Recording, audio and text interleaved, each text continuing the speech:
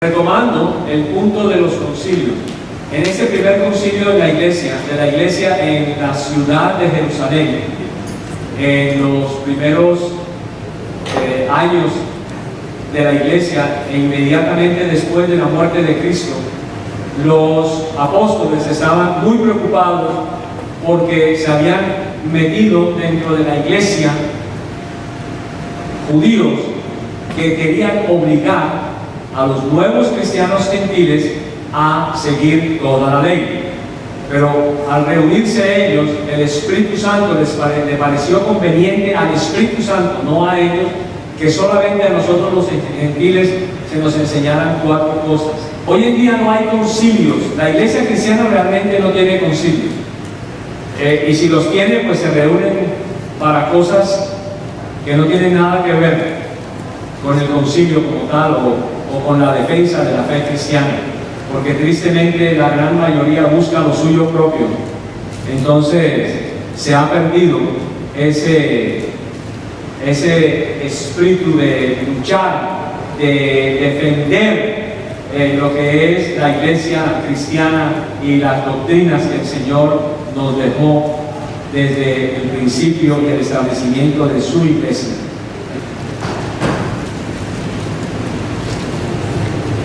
Aquí está. Vamos un momentico en el 15, en el versículo 19.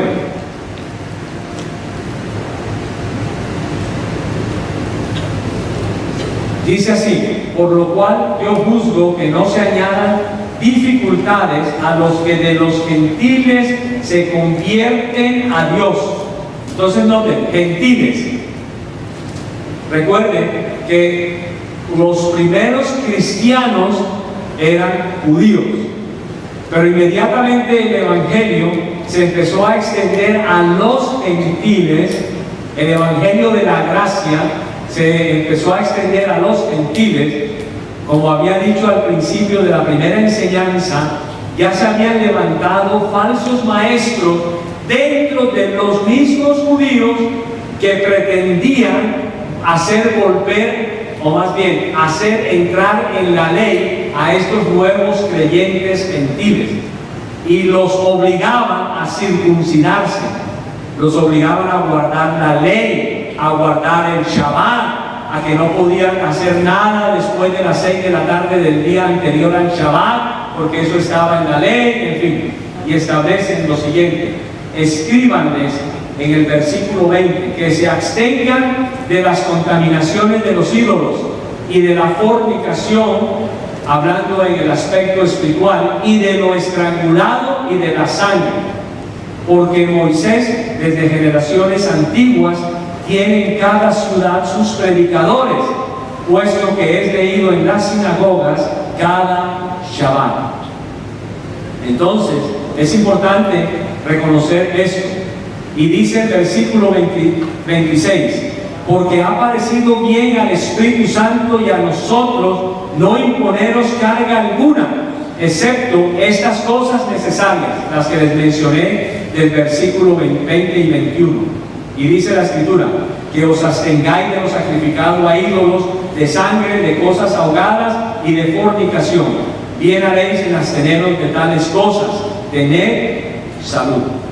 Hay una cosa que a mí siempre me ha llamado la atención y que le digo a todos aquellos que pretenden hacer volvernos a nosotros a la ley de Moisés.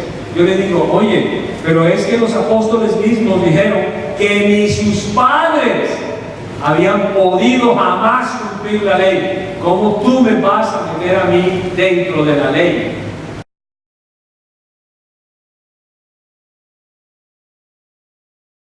Porque nadie, absolutamente ningún ser humano, diferente al único Dios verdadero encarnado en la persona de Jesús, fue el único que pudo cumplir la ley. ¿Y por qué la cumplió Jesús? Porque es Dios, y porque Él fue quien dio la ley en el monte Sinaí al pueblo israelita, y el único que podía cumplir la ley era Dios mismo encarnado en la persona de Jesús. Entonces, para eso se hacían los concilios, para definir las doctrinas cuando empezaban a haber movimientos de falsas herejías, o sea, de herejías. De por sí las herejías son falsas. Para eso se realizaban estos concilios. Muy bien, vamos a la segunda parte. La Trinidad antes de Nicea. ¿Por qué la Trinidad antes de Nicea? No necesariamente está 1, 2, 3, 4 como está en el aviso, pero vamos a tratar todos los temas. ¿Por qué antes de Nicea y qué era Nicea? Nicea fue un concilio establecido en el siglo IV. Cuando nosotros, como defensores de la fe, leemos artículos relacionados particularmente con los testigos de Jehová, los testigos de Jehová erróneamente dicen de que el concilio de Nicea estableció la Trinidad, que segundo punto que ellos dicen y que dicen muchos grupos no cristianos, dicen que la Trinidad nos fue dada por la Iglesia Católica Romana, pero es falso, como ya nosotros vimos en la primera enseñanza. Desde los primeros 2 siglos de Iglesia ya se hablaba del Padre, del Hijo y del Espíritu Santo en el contexto de la doctrina de lo que más tarde se llamaría Trinidad.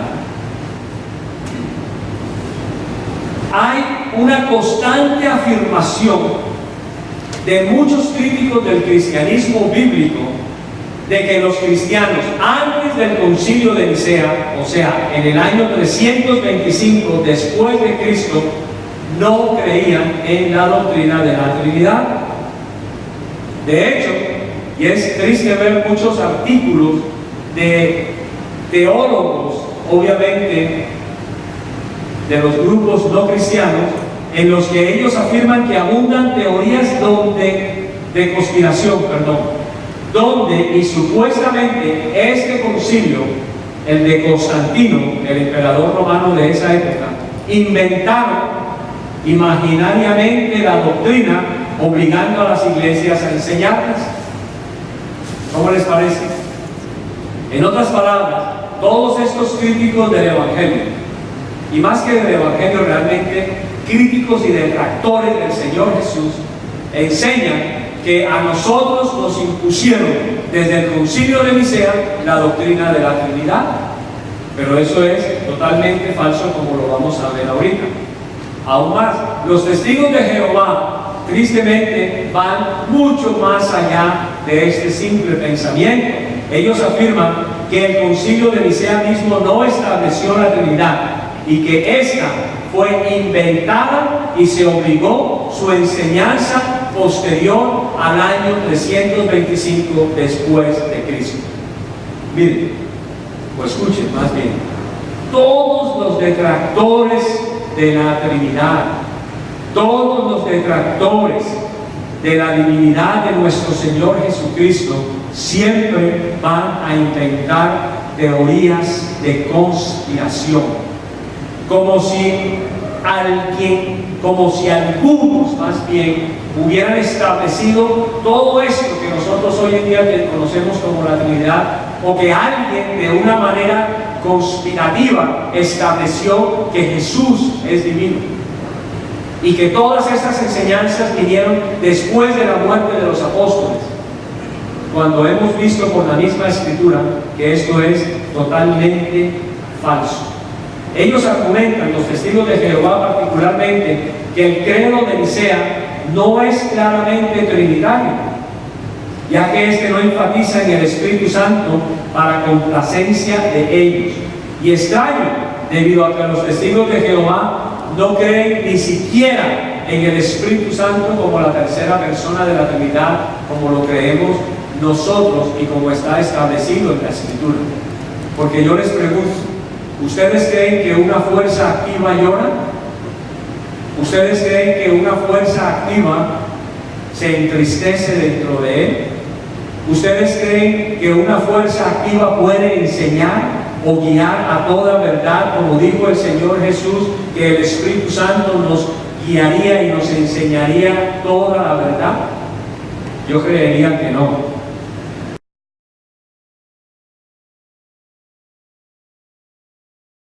Después de la muerte del Señor Jesús, ya corrían dentro de la iglesia cristiana primitiva o la primera iglesia donde se inicia, ya habían credos, habían confesiones de credos en los cuales se involucraba al Padre, al Hijo y al Espíritu Santo. El contexto de Nicea fue una controversia, o sea, había un problema sobre la naturaleza del Hijo, más que la del Espíritu Santo. Por lo tanto, el énfasis excesivo en el Hijo, más que en el Espíritu, tiene perfecto sentido en el contexto de ese concilio. Pero esto, tristemente, no es suficiente para los críticos. Y lo voy a explicar aquí nuevamente para ponerlo en palabras más simples. Cuando se reúne el concilio de Nicea, él nunca se reunió para establecer la doctrina de la Trinidad. Simplemente se reúne para hacer un énfasis en el Hijo, de que efectivamente el Hijo es divino y que el Hijo es Dios encarnado. Pero esta gente que tanto critica se le ha olvidado o no conoce la historia. Pero nosotros como cristianos sí tenemos que conocer la historia para poderle decir a estas personas lo equivocado que están y que tienen que leer sobre la historia de la iglesia. Pero tristemente, en la gran mayoría de los casos, ni a los publicitarios, ni a los testigos de Jehová, ni a los mormones, ni a los adventistas, y mucho menos a los musulmanes, les gusta estudiar la historia de la iglesia en su contexto. Entonces, cuando tú a veces lees artículos de los testigos de Jehová, ellos citan supuestamente fuentes cristianas de los primeros 200 años de iglesia, pero resulta que la gran mayoría de las citas, de 100 citas, 99 son sacadas del contexto, y ellos obviamente van a utilizar lo que quieran utilizar para negar tanto la divinidad del Hijo como la doctrina de la Trinidad. Parece ser que la conjetura es que si los cristianos no estaban utilizando las fórmulas específicas de la doctrina de la Trinidad como las tenemos hoy, entonces esto debe significar que en ese tiempo nadie creyó en tal doctrina. Aparentemente no es suficiente para que los escritores hayan hablado o aludido a la doctrina en forma natural en el curso de sus discusiones normales. Tuvieron que haberla expuesto en una declaración aislada, individual, o la doctrina no estaba allí. Esta norma es rara vez aplicada a cualquiera otra doctrina. En palabras sencillas, para los críticos del cristianismo, generalmente donde ellos más se van a enfocar es precisamente en la doctrina de la Trinidad. Tal insistencia es de hecho engañadora. Uno puede leer los mismos escritos de la iglesia temprana, aquellos que les gusta la lectura, y ver cómo frecuentemente los aspectos diferentes de la doctrina de la Trinidad están abiertamente expresados o claramente asumidos por muchos de esos escritores, aun si ellos no repitieron una fórmula concisa y establecieron toda la doctrina en un solo párrafo, en un solo lugar y en un solo momento. Cuando nosotros como cristianos nos toca defender la doctrina de la Trinidad, uno de los aspectos que más utilizan siempre aquellos que están en contra de esta doctrina es que pretenden pedirnos a nosotros un solo párrafo, en un solo lugar y en un momento determinado de la historia, para que nosotros podamos darles a ellos la respuesta que ellos quieren. Pero nosotros no vamos a encontrar ni en un solo párrafo, ni en un solo momento determinado de la historia, el desarrollo de una doctrina como la Trinidad, debido a que fue durante años estudiada, fue durante años que se estudiaron todos los textos bíblicos que se tenían en esa época, inclusive los manuscritos de las primeras cartas, y ya se tenía también la Septuaginta, que fue la traducción del hebreo y arameo al griego. antes de Cristo. Lo que quiero decir es que no vamos a encontrar ese solo párrafo, y no lo vamos a encontrar en un año determinado ni en un mes determinado, porque esta doctrina, vuelvo y repito, fue desarrollada durante todos los años de la Iglesia, especialmente antes del Concilio de Nicea. Antes del año 325 ya se conocía la doctrina de la Trinidad. Por lo tanto, no fue la Iglesia Católica la que nos la dio. Entre los años 260 y 270 después de Cristo, Cristo muere aproximadamente en el 30, ¿correcto? 240 años después, o casi 230 años después, y 50 años, escuchen a esto, 50 años antes del Concilio de Nicea, y mucho antes de que este señor Constantino naciera, ya se había escrito en un breve trabajo de un hombre cristiano llamado Gregorio.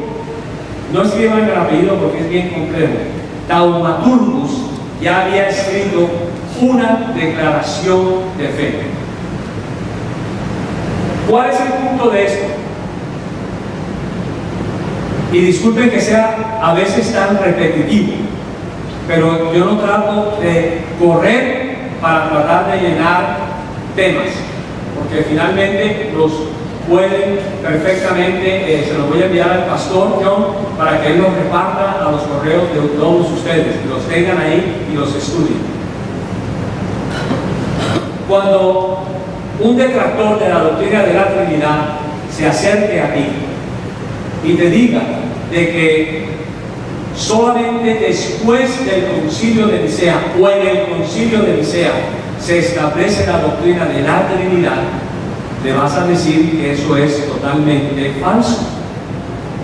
Porque, como habíamos visto hace un momento, antes de que naciera Constantino, antes de que se estableciera el Concilio de Nicea en el 325 después de Cristo, ya había un hombre que había hecho una declaración de fe.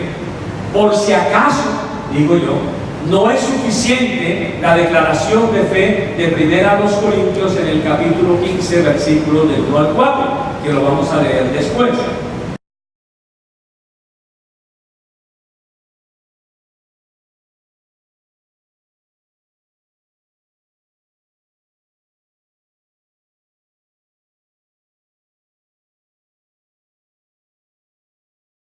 Ahí hay una declaración de fe.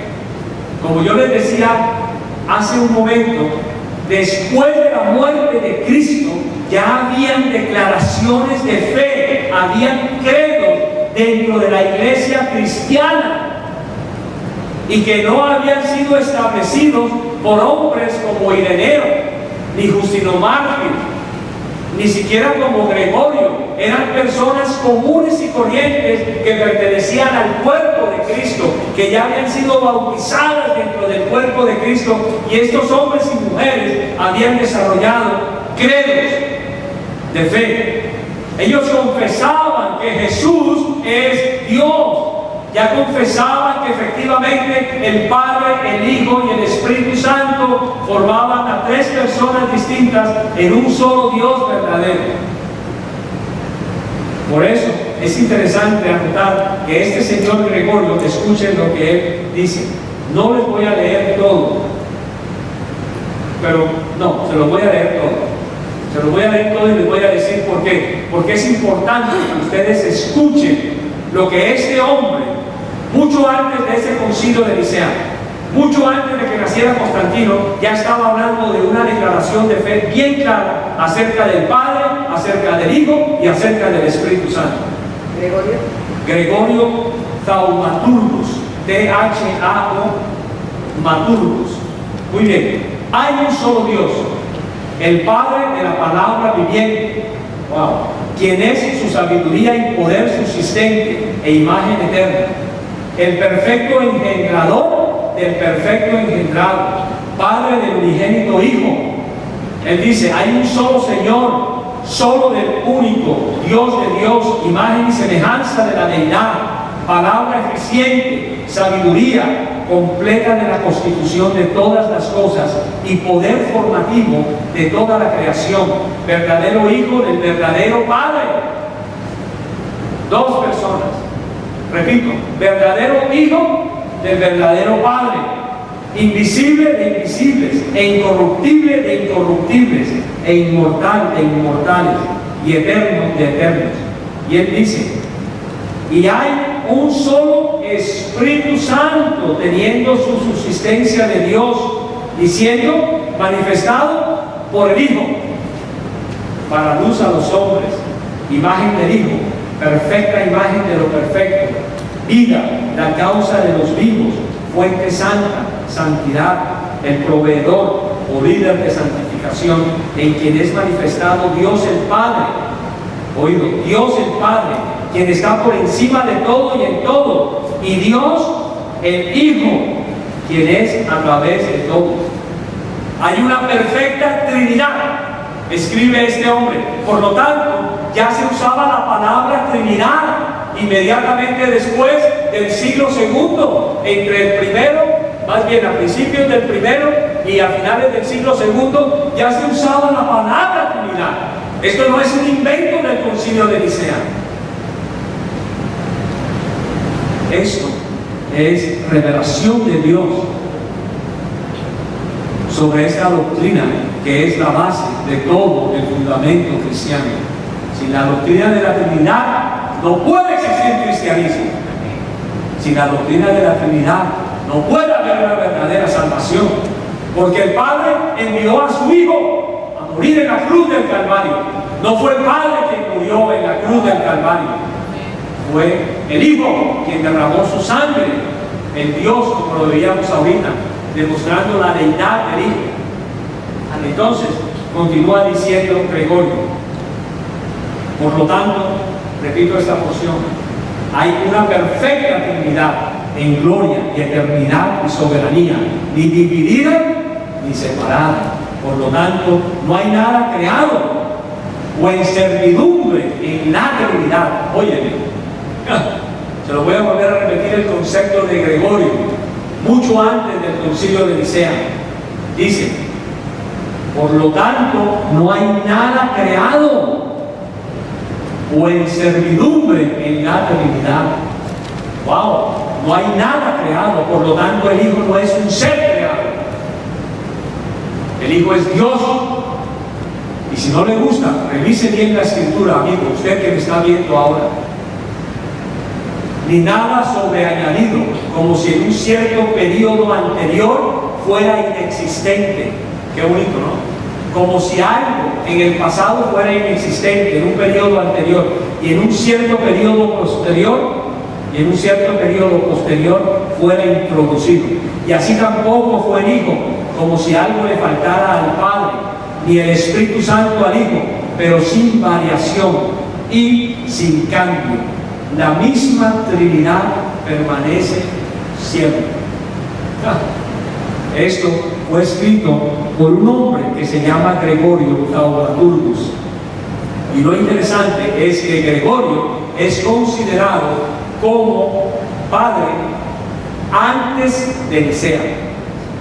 Por lo tanto, antes de Nicea ya se hablaba de la palabra Trinidad. Esto no fue un invento del hombre. Fue el mejor nombre que pudieron haber escogido para llamar y presentar al Dios Todopoderoso como Padre, Hijo y Espíritu Santo. Entonces, aquí, en este credo de fe, están correctamente distinguidos entre sí y tienen relación eternal en sí mismos. También son declarados como un ser perfecto. Escucha, declarados como un ser perfecto, indivisible, eterno, increado e inmutable. La doctrina de la Trinidad fue así, clara, sistemática y constantemente articulada por los cristianos mucho antes del Concilio de Nicea o cualquier posible falsa influencia del señor Constantino.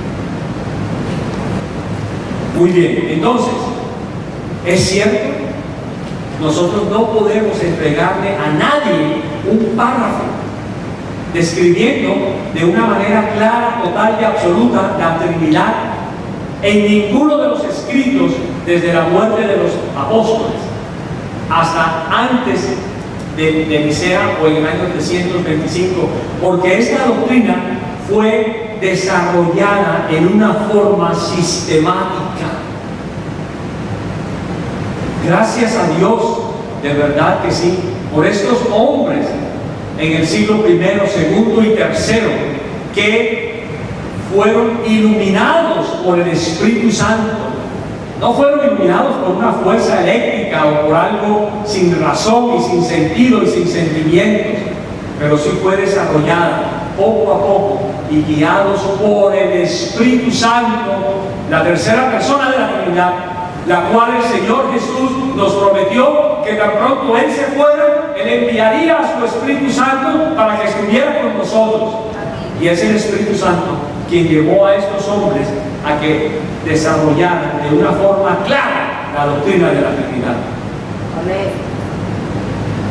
Sí, estoy totalmente de acuerdo que no podemos encontrar, vuelvo y repito, algo particular que podamos nosotros utilizar, a menos que aprendamos cómo esta doctrina fue desarrollada dentro de la iglesia, dentro del cuerpo de Cristo.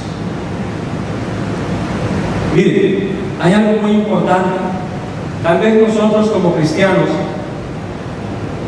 hemos tenido un poco como en la banca, podríamos decir, para usar una expresión humana, deportiva, al Espíritu Santo de Dios. Pero les voy a comentar algo. La convicción que yo tengo en mi corazón de que efectivamente Dios es Padre, Hijo y Espíritu Santo, solamente me ha dado a mí el Espíritu Santo que vive dentro de mí. Y por eso es muy difícil que una vez haya yo degustado de esta fe, pueda yo volver atrás nuevamente. ¿Sabes por qué? Porque la convicción está aquí en mi corazón y esa me la da a mí el Espíritu Santo cuando yo he entendido que el Espíritu Santo que dejó el Señor en esta tierra me iba a guiar a toda verdad y me iba a llevar al conocimiento y entendimiento del Padre, del Hijo y de Él mismo también. Esa convicción no la tiene nadie, a menos que haya nacido de nuevo, que haya sido nuevamente, perdón, que haya resucitado por el poder del Espíritu Santo. Y en mi corazón está la convicción de que el Espíritu Santo me resucitó a mí, porque estaba muerto en mis delitos y pecados. Y es Él quien me ha enseñado la verdad, que es en Cristo Jesús, Señor nuestro, Dios eterno, Dios todopoderoso. Jesús no es un ser creado. El Padre y el Hijo no son la misma persona. No puede ser posible, porque el Padre nunca jamás, y esto se lo digo a los publicitarios, el Padre jamás se reveló en el Antiguo Testamento. El único que siempre se mostró en el Antiguo Testamento fue el Hijo, el que se le apareció a Moisés en Éxodo. Yo seré el que seré, o yo soy el que soy, Yahweh, lo que significa el tetragrammatón. Fue el Hijo que apareció en el Antiguo Testamento y se manifestó en el Antiguo Testamento, y a quienes vieron los profetas en el Antiguo Testamento fue al Hijo. Y por eso cuando el Hijo se presentó en esta tierra en forma carnal, en forma de carne, como hombre, lo rechazaron, porque no habían entendido que esa manifestación del Hijo en el Antiguo Testamento algún día sería el que sería, el yo soy, el Yahweh del Antiguo Testamento, estaría aquí caminando entre nosotros. Y por eso los judíos están perdidos.